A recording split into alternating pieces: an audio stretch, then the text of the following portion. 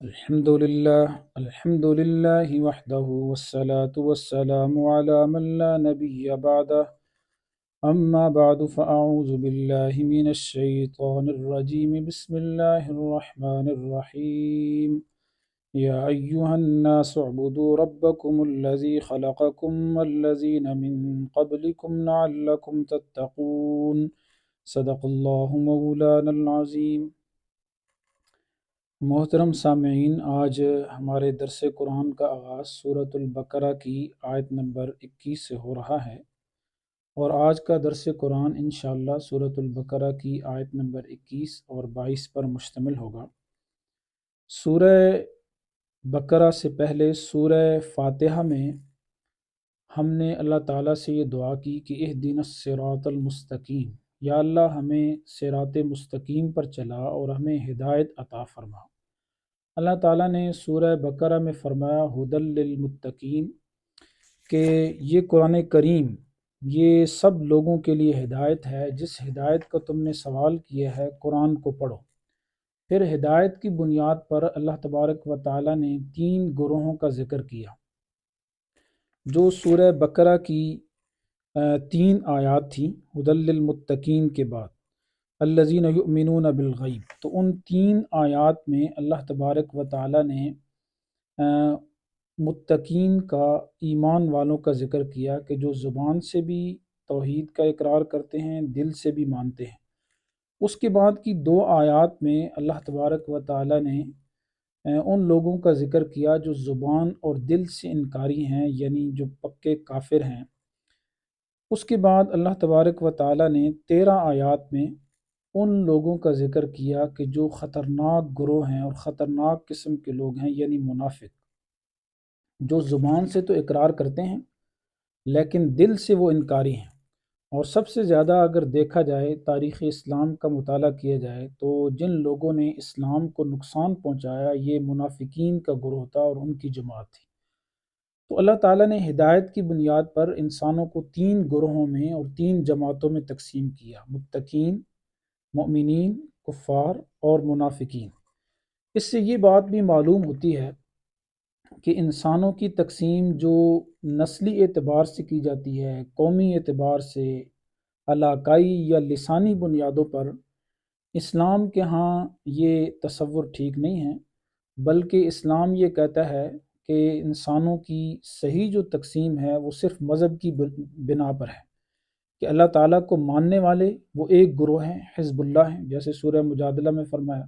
اور نہ ماننے والے جو اللہ تعالیٰ کو نہیں مانتے اور اللہ کا انکار کرتے ہیں وہ حزب الشیطان ہیں۔ تو اس طرح اللہ تبارک و تعالیٰ نے یہ تقسیم کر کے یہ جو علاقائی بنیاد پر، لسانی بنیاد پر، صوبوں کی بنیاد پر، وطن کی بنیاد پر جو تقسیم ہے اس کی نفی کی ہے، تاکہ لوگوں میں اتحاد پیدا ہو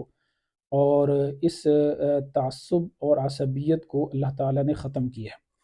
اب یہ جو آیت کریمہ ہے یا ایہا الناس، اللہ تعالیٰ نے انہی 3 گروہوں کو خطاب کیا، اے لوگو۔ الناس کا لفظ سب کو شامل ہے، جس میں دنیا بھر کے لوگ آ جاتے ہیں، اور سب لوگوں کو خطاب کر کے اللہ تبارک و تعالیٰ نے ارشاد فرمایا کہ اب آؤ اور ہدایت کو حاصل کرو، اور جس ہدایت کا تم نے مطالبہ کیا ہے وہ کیا ہے؟ فرمایا یا ایہا الناس، اے دنیا بھر کے لوگو، اعبدوا ربکم، اپنے رب کی عبادت کرو، اللہ تعالیٰ کی وحدانیت اور توحید کو مانو، اللہ تعالیٰ کی توحید کا اقرار کرو۔ یہاں پر یہ بات بھی ذہن میں رکھیے کہ قرآن مجید کے جو مرکزی مسائل ہیں، جن کو امہات المسائل کہا جاتا ہے، جو سارے قرآن کا لب لباب، خلاصہ اور نچوڑ ہے، آپ کو ہر صورت میں بلکہ ہر صفحے پر قرآن کریم کے یہ 3 مسائل ضرور ملیں گے۔ وہ کیا ہیں؟ عقیدہ توحید، عقیدہ رسالت اور عقیدہ قیامت۔ اور اس رکوع میں اللہ تبارک و تعالیٰ نے ان 3 مسائل کا، مرکزی اور بنیادی مسائل کا ذکر کیا ہے۔ تو آج کی ان 2 آیات میں عقیدہ توحید کا ذکر ہے۔ تو اللہ فرماتے ہیں یا ایہا الناس اعبدوا ربکم۔ یہاں پر ایک بات یہ بھی سمجھنے کی ہے کہ دیکھیں سورہ بقرہ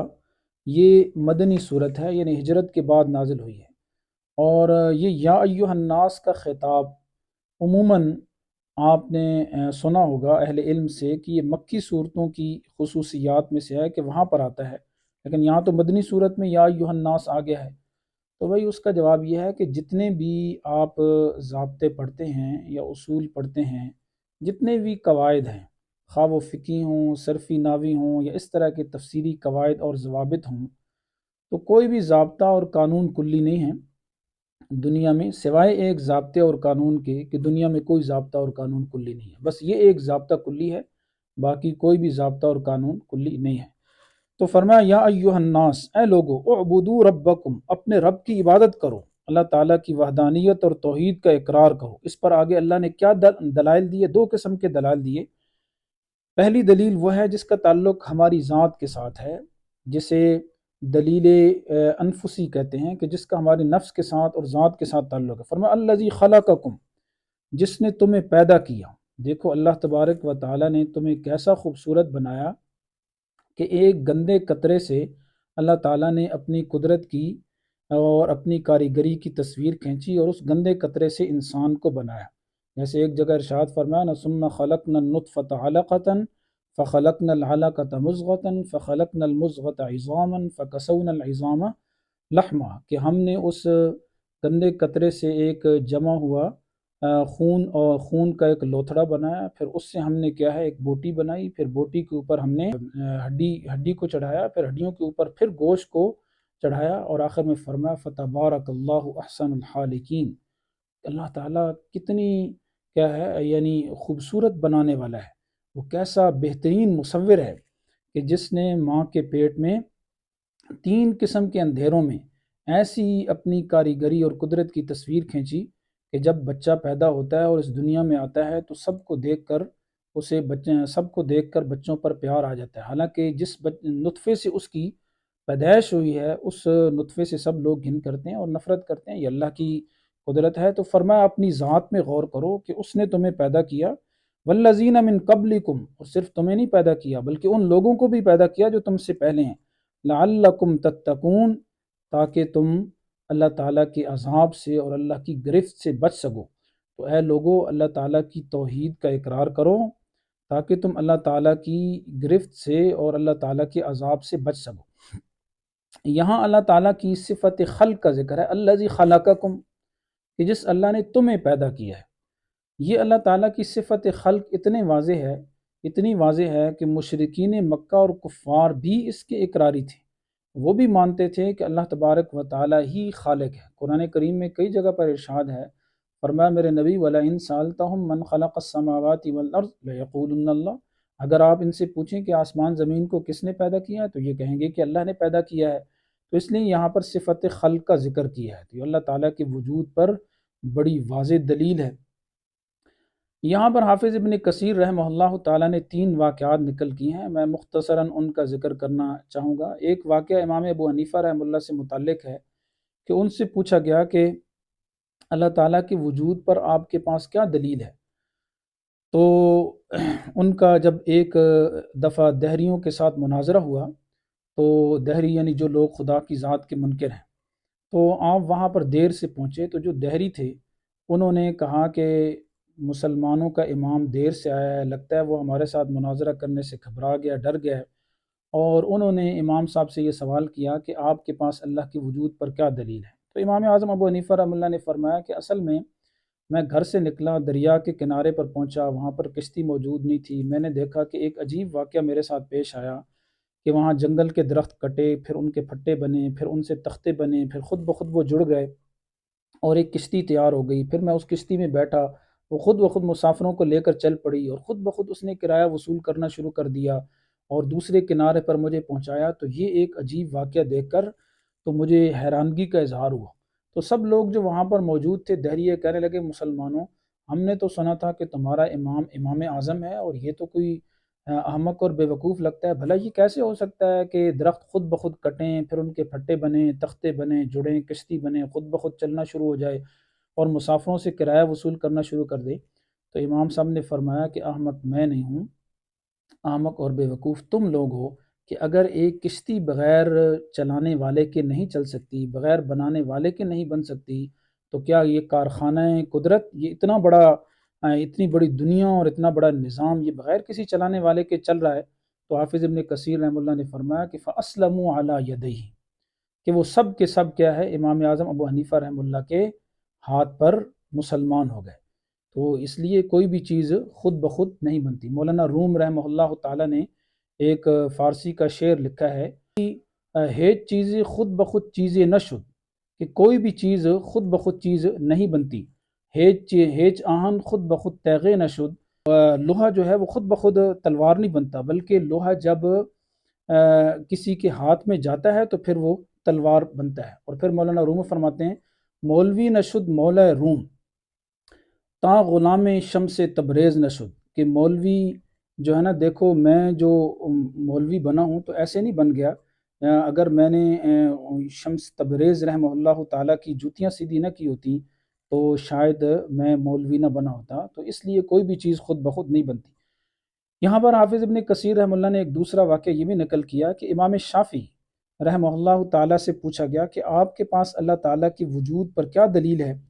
تو امام شافعی رحمہ اللہ تعالیٰ نے فرمایا کہ میں یہ دیکھتا ہوں کہ ایک شہتوت کا درخت ہے، اس درخت کے پتے اگر ریشم کے کیڑے کھائیں تو پیدا ہوتے ہیں، اور اگر اسی درخت کے پتے جو ہے اگر گائے بکریاں کھائیں تو گوبر اور مینگنیاں بنتی ہیں، اور اسی درخت کے پتوں کو اگر ہرن کھائے تو اس سے کستوری بنتی ہے۔ اب چیز تو ایک ہے، شہتوت کے درخت کے پتے ہیں اور آگے سب مظاہر قدرت ہیں۔ امام احمد بن حنبل رحمہ اللہ تعالیٰ سے پوچھا گیا کہ آپ کے پاس کوئی دلیل ہے کہ آپ بتائیں کہ اللہ تعالیٰ موجود ہے؟ کہا ہاں میرے پاس دلیل ہے، میں نے ایک بہت خوبصورت محل دیکھا، چاندی کا ایک محل ہے کہ وہ بالکل بند ہے، سونے کا محل ہے، اور وہ اچانک وہ محل وہ پھٹتا ہے، اندر سے باہر کوئی چیز نہیں جا سکتی، باہر سے اندر نہیں آ سکتی، کوئی اس میں سوراخ نہیں ہے، کھڑکی نہیں ہے، اچانک وہ پھٹتا ہے تو اس سے ایک بچہ پیدا ہوتا ہے۔ یعنی چاندی کے محل سے مراد انڈا ہے، اور سونے کے محل سے مراد اس کے اندر کی زردی ہے، کہ اندر سے دیکھیں نا کوئی ہوا کا نظام نہیں ہے، لیکن اندر سے جب وہ چوزا اور بچہ پیدا ہوتا ہے تو میں سمجھ گیا کہ اللہ تعالیٰ کی ذات موجود ہے۔ تو بہرحال اللہ تعالیٰ کی وجود، اللہ تعالیٰ کی ذات ہے، اور اس کے وجود پر بے شمار دلائل ہیں۔ اللہ کی ذات نظر تو نہیں آتی، لیکن اس کی قدرت کی اتنی دلیلیں واضح ہیں کہ اگر کوئی آدمی غور کرنا چاہے تو وہ غور و فکر کر کے اللہ تعالیٰ کی وحدانیت کا اقرار کر سکتا ہے اور اللہ کے وجود کا اقرار کر سکتا ہے۔ آگے اللہ تعالیٰ نے ایک ایسی دلیل دی آیت نمبر 22 میں، جس کا تعلق پورے آفاق دنیا اور عالم سے ہے، جس کو دلیل آفاقی کہتے ہیں۔ فرمایا الذی جعل لکم الارض فراشا، اللہ وہ ذات ہے جس نے تمہارے لیے زمین کو فرش بنایا، والسماء بناء، اور آسمان کو اللہ تبارک و تعالیٰ نے چھت بنایا۔ دیکھو اللہ تعالیٰ نے زمین کو کیسا بہترین بچھونا بنایا ہے، کہ زمین کو اللہ رب العزت نے نہ تو اتنا پانی کی طرح نرم بنایا ہے کہ آدمی اس میں چل ہی نہ سکے، روئی کی طرح نرم نہیں بنایا کہ پاؤں رکھے تو اس میں دھنس جائے، اور نہ ہی اللہ تبارک و تعالیٰ نے زمین کو پہاڑوں کی طرح سخت بنایا ہے، آدمی اس میں کوئی کھیتی باڑی کر ہی نہ سکے، اور لوہے کی طرح بھی اس کو سخت نہیں بنایا۔ تو یہ اللہ تعالیٰ کی قدرت کی دلیل ہے۔ اور آسمان کو اللہ تبارک و تعالیٰ نے چھت بنایا، کہ اتنا بڑا آسمان بغیر ستونوں کے اللہ تبارک و تعالیٰ نے پیدا کر دیا، یہ اللہ کی قدرت کی دلیل نہیں ہے؟ پھر فرمایا وَأَنزَلَ مِنَ السَّمَاءِ مَاءً، اور اللہ تعالیٰ نے آسمان سے بارش کا پانی نازل کیا، فَأَخْرَجَ بِهِ مِنَ الثَّمَرَاتِ، پھر اس پانی کے ذریعے اللہ تعالیٰ نے کئی قسم کے پھل نکالے، رِزْقًا لَكُمْ، جو تمہارے لیے رزق ہے۔ تو دیکھو نا، اس میں غور کرو کہ اللہ تعالیٰ نے کہاں سے پانی کو چلایا، جس علاقے میں ضرورت تھی وہاں پر پانی کو برسایا، بادل چلتے ہیں۔ ایک جگہ سورہ واقعہ میں اللہ ارشاد فرماتے ہیں أَأَنْتُمْ أَنزَلْتُمُوهُ مِنَ الْمُزْنِ أَمْ نَحْنُ الْمُنزِلُونَ، یہ بھرے ہوئے بادلوں سے تم پانی بارش برساتے ہو یا ہم بارش برساتے ہیں؟ فرمایا أَفَرَأَيْتُمْ مَا تَحْرُثُونَ أَأَنْتُمْ تَزْرَعُونَهُ أَمْ نَحْنُ الزَّارِعُونَ، بھلا غور نہیں کرتے کہ زراعت کا نظام، کھیتی باڑی کا نظام یہ تم چلا رہے ہو یا ہم چلا رہے ہیں؟ کبھی تم نے غور کیا ہے، کبھی تمہاری عقل نے اس پر غور و فکر کیا ہے کہ ایک کسان سینکڑوں ہزاروں دانوں کا رخ زمین میں دبا کر آتا ہے، جس رخ پر آتا ہے دانے ڈال کر آ جاتا ہے، لیکن کون سی ایسی ذات ہے کہ جس نے ان جو زمین کے نیچے دانے ہیں ان کا رخ جو ہے نا وہ سیدھا کر دیا؟ وہ اللہ تعالیٰ کی ذات ہے۔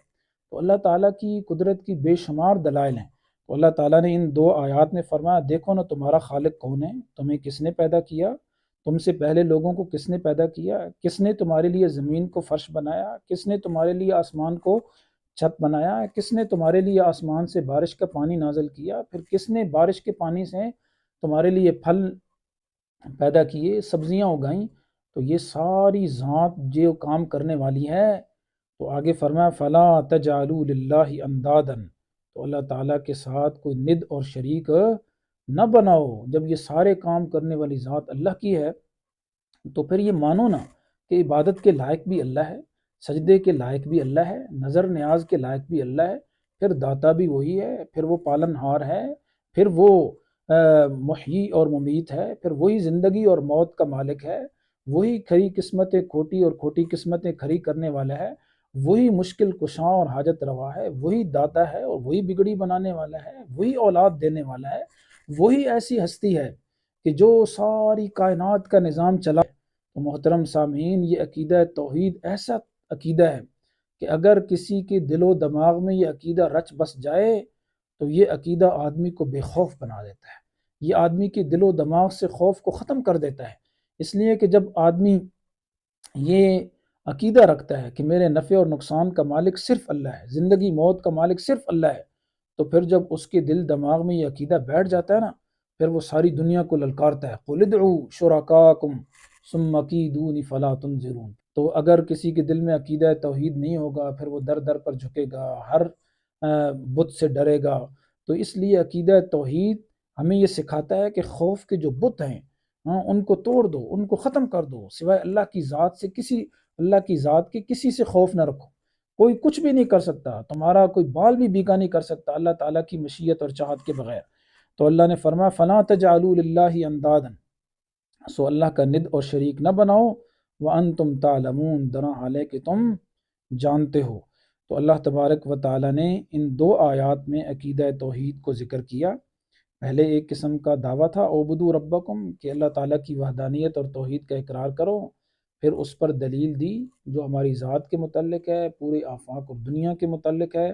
کہ ہم اللہ تعالیٰ کی وحدانیت اور توحید کو مانیں اور اللہ تعالیٰ کے سامنے سجدہ ریز ہوں، اپنا عقیدہ مضبوط کریں۔ تو یہ پہلا عقیدہ تھا، عقیدہ توحید۔ انشاءاللہ آگے جو آیات ہیں اس میں پھر عقیدہ رسالت اور عقیدہ قیامت کا بھی ذکر ہے۔ اللہ تعالیٰ ہمیں صحیح معنوں میں قرآن کریم سیکھنے، سمجھنے اور اس پر عمل کرنے کی توفیق عطا فرمائے۔